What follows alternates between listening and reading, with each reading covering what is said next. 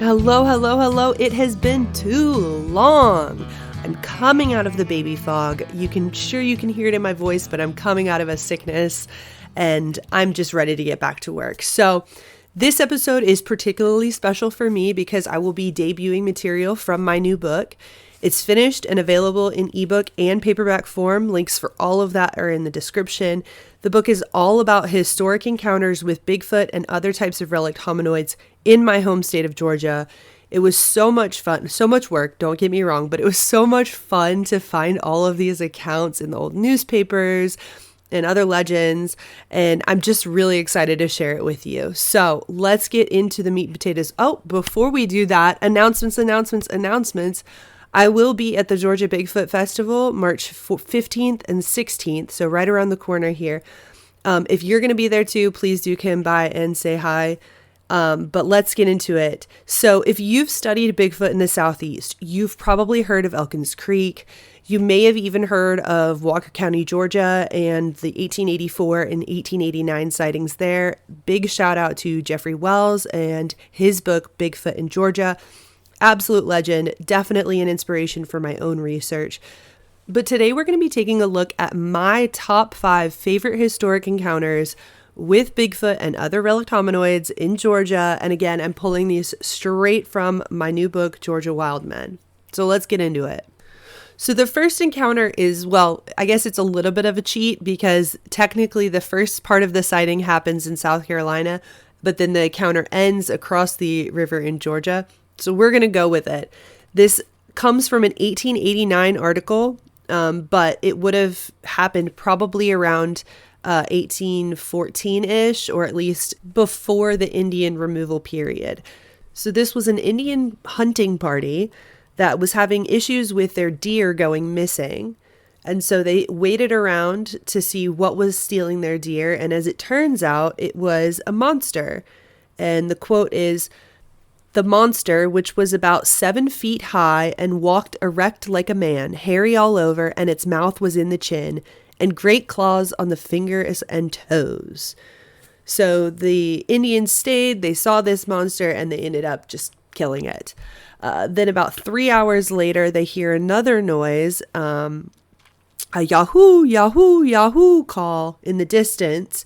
They come upon another creature, same description essentially, and they kill that one as well after it had jumped across the river into Habersham County, Georgia, and it said it crossed the river in 2 jumps. So this would be a textbook Eastern Bigfoot type as far as I'm concerned.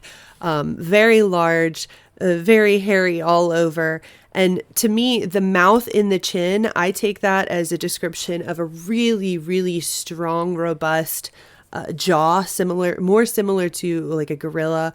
But it's also what we see in the Patterson-Gimlin footage of the Pacific Northwest Sasquatch, where it's just got that huge jaw, almost no neck as a result. And so I think that's what they're describing.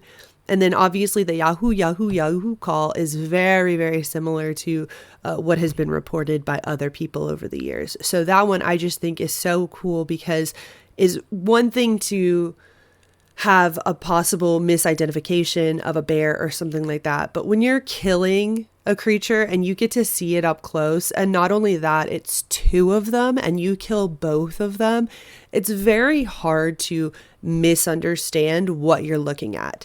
The only thing I really don't like about this account, and I'm kind of willing to overcome it based on the specificity of the description, but the only thing I don't like is that we are getting it several decades after it would have happened. So like I said, this would have happened around 1814, or at least prior to that Indian removal period, before Habersham County even existed actually, but we're getting the report in 1889. So I don't love that, but I love the account. The second account is one that I've already discussed on the podcast previously actually, but it's good to revisit it. So this is the Fort Dweller of Harris County, and this would have happened in 1888. And the report that we have is concurrent with that. So we're not dealing with the 70-year gap that we did previously. This is 1888. And what's happening is that livestock is going missing.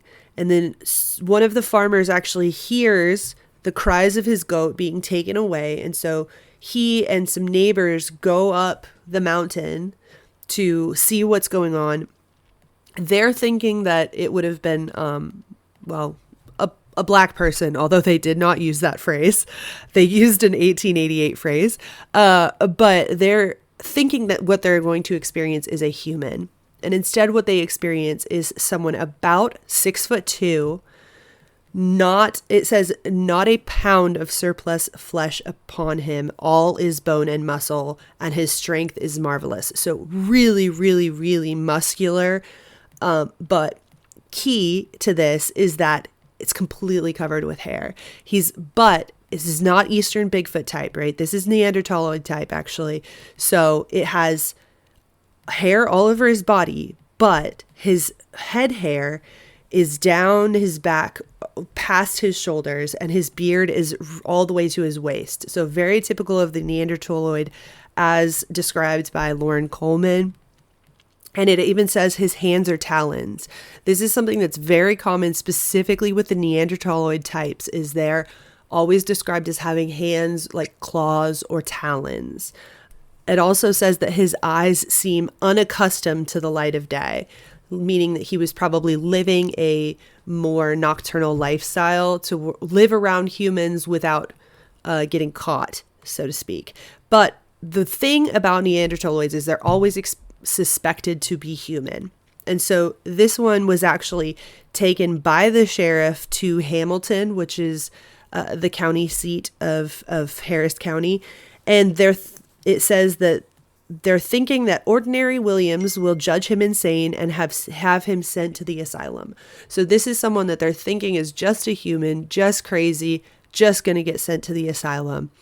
But clearly there's something else going on here with the amount of hair, and also just the fact that he's so big and strong while living in what would be an emaciated, struggling state. You know, people don't go on the show alone, on whatever, the Travel Channel or History Channel or whatever it is. They don't go there and all of a sudden gain all this muscle. They go there and they end up being emaciated. And that's pretty much what happens with humans when they live in the wild by themselves.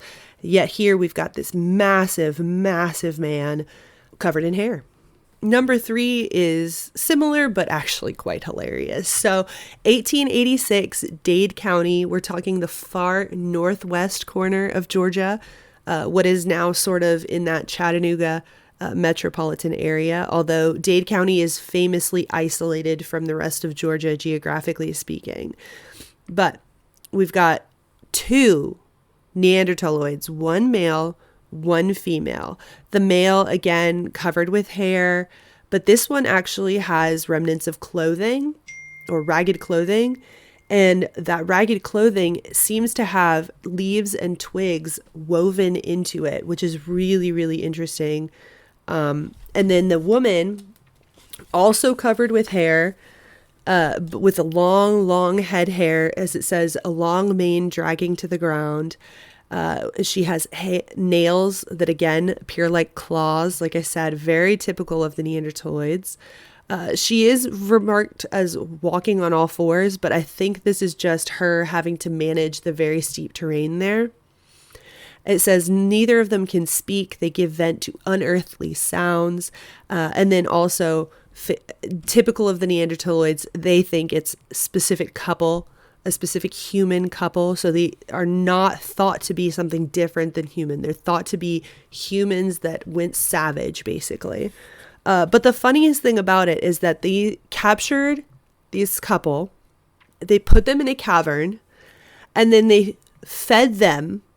It says fed by means of a cannon loaded with sandwiches, which is fired at them at regular intervals. I mean, just absolutely, who does this? Who fires a cannon with sandwiches in it? Like, that sandwich is going to stay together after is there any food even by the time you fire the cannon? How does this work? I have so many questions, but that is what happened. And actually one of the reporters from Chattanooga that went down there, He was armed with 3 shotguns, 17 pounds of dynamite, 4 packages of firecrackers, a dirk, 1 steel trap, a bottle of chloroform, a pair of nippers, and a lead pencil. I mean, you would think that they was going to war. You would think he was going to war. It's just absolutely insane. But it's, again, the sandwich cannon is what does it for me. All right, sighting number 4. This is 1896 in Rockdale County, which now is much more built up. It is it's in the Atlanta metro area. There's almost no break between downtown Atlanta and Conyers, Rockdale County, by the time you get out there. But at this time, it was much more rural. And this was around a cemetery. One sighting said Westview Cemetery, one sighting said Eastview Cemetery, but today there's only Eastview Cemetery, so my assumption is that's where that would be. And what we've got is what they're calling a mysterious animal. So that's one thing about it is, so the eastern Bigfoots are pretty much referred to as monsters. The Neanderthaloids are pretty much referred to as humans. And then this is a skunk ape, and it is referred to as a mysterious animal. So that kind of, when you're reading those old accounts, you can kind of mentally break them down into those types before you even get into the descriptions themselves, although the descriptions back this up. So this one it is said to resemble a man in disguise, and when standing up is about the height of a man, but when running goes on its 4 legs. Its color is black, and its appearance indicates great muscular power both in jaws and limbs. The bony ridges in the skull above the eyes are extremely prominent, and the teeth are very large. So again, we see that this is a creature that has very similar characteristics to the great apes, with the prominent brow ridge, the large teeth, the very, very powerful jaws. But in particular, the thing that differentiates the skunk apes from the eastern Bigfoots in the old sightings is that the skunk apes are running on 4 legs. So this animal is the size of a man and resembles a man in disguise, but runs on 4 legs when it needs to get away. However, the thing that is the best about this sighting in particular is that there is an artist depiction. If you're on YouTube right now, you're already seeing this artist depiction. If you're not, if you're on any of the podcast players, make sure you go to the Substack and I will have the picture in the description. But all I can say is that this artist depiction looks like the worst knockoff Halloween cereal of a hairy devil that you have ever seen in your life. It is absolutely hilarious. I have no idea why they drew him in a cape and a hat with a devil's tail. Just what? And the article was being nice. I mean, they said that, oh yeah, the artist sketch looks a lot like the animal. It just doesn't have the long hair. But I mean, pretty clearly, this artist just took so much artistic license with what they drew. But it is hilarious. It truly is. I beg of you to please look at this sketch and tell me that you don't see a Halloween-themed cereal. Tell me you don't. It's hilarious. And the last sighting we have is the boy fish of Floyd County. This is 1923, so right around 100 years ago now. And this happened in Pinson, which is just northeast of Rome, pretty much just up the railway there. And what we've got is an animal standing on a log outside of the railway station next to Woodward Creek. It's got the face of a boy, but fully covered with short, dark brown hair. And as soon as the one witness saw it, she screamed and fainted, at which point it jumped in the water and presumably swam away. So the funniest thing to me about this is just the theatrics of it all. I understand that it might be terrifying to see such a thing. I obviously haven't seen such a thing, so I can't say what it would be. But to call it a boy, you're presuming this is a juvenile.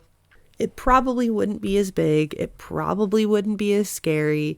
And yet she fainted, was carried home, and confined to her bed for the rest of the day. So I guess that's women's hysteria for you.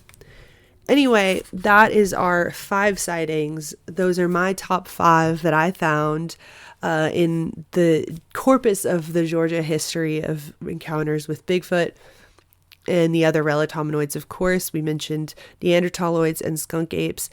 Sorry for rushing through this. You can imagine that I feel how I sound, but I wanted to get through it. I wanted to get this done. I wanted to get it out to you guys.